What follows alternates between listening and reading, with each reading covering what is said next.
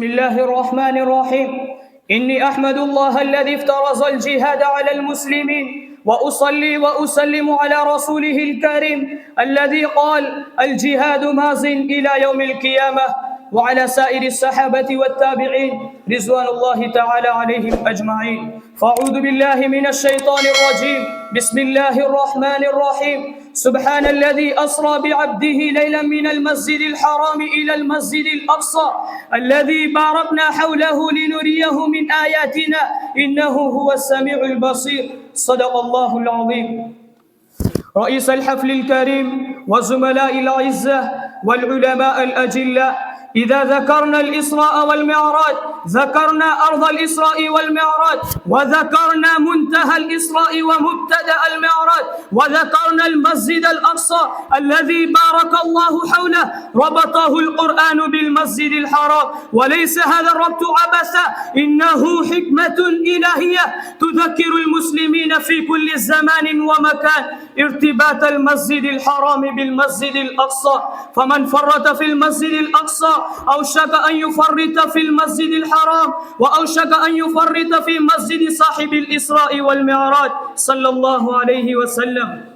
إذا ذكرنا الإسراء والمعراج فلا بد لنا أن نذكر المسجد الأقصى الذي أصبح أسيرا في أيدي الصهاينة منذ 7 عقود من الزمان، وأصبح مكروزا على أمة الإسلام وأمة القرآن التي تقرأ سورة الإسراء أن تعمل متعاونة مجاهدة لتحرير فلسطين، مجاهدة لتحرير المسجد الأقصى، مجاهدة لتحرير القدس الشريف وإعادة القدس إلى هذه الأمة.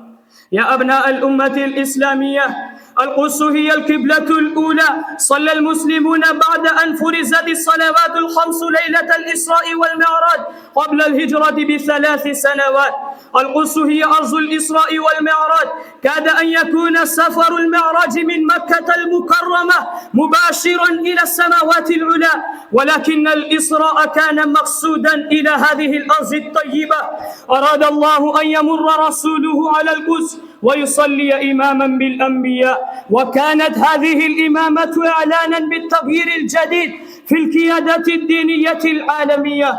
وحقا أنها انتقلت من بني إسرائيل الذين فضلهم على العالمين إلى بني إسماعيل، إلى أمة فتية جديدة، إلى أمة عالمية، إلى أمة شاهدة. هي خير أمة أخرجت للناس تأمر بالمعروف وتنهى عن المنكر. يا ورثة المنابر، القدس هي أرض النبوءات، القدس هي أرض الرباط، القدس هي أرض البركات، القدس هي أرض الجهاد، القدس هي ثالث المدن المعظمة في الإسلام، القدس هي من المساجد الثلاثة لا تشد الرحال إلا إليها. إن قضية القدس أو قضية فلسطين هي قضية المسلمين الأولى، هي قضية الإسلام والقرآن. لا يجوز للأمة الإسلامية أن تضع هذه القضية دبر آذانها أو وراء ظهرها. تفرز هذه القضية الإسلامية الحساسة على الأمة الإسلامية أن تهب لتدافع عن دينها، أن تهب لتدافع عن شعائرها، أن تهب لتدافع عن مقدساتها، أن تهب لتدافع عن حرماتها، وتبذل أقصى جهودها لتحريرها من براثن الصهاينة.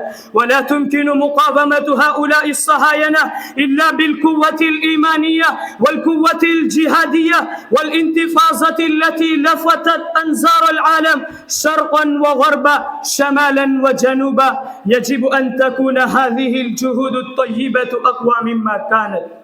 سادتي وإخواني، نرى إسرائيل مع قلة عددها مجتمعة القلب ومجتمعة الفكر ومجتمعة العزم، ونحن مع كثرة عددنا متفرقون متقاتلون. اليهود شر خلق الله مجتمعون، فهم أصحاب قوة وبأس شديد، ونحن متفرقون فصلنا أزحف خلق الله في الأرض. ومع ذلك لا تخلو هذه الأمة من رجال صادقين وشبان مستشهدين يسعون إلى سبيل الموت فرحين باسلين منشدين قول القائل: ولست أبالي حين أقتل مسلما ولست أبالي حين أقتل مسلما على أي شك كان في الله مصرعي.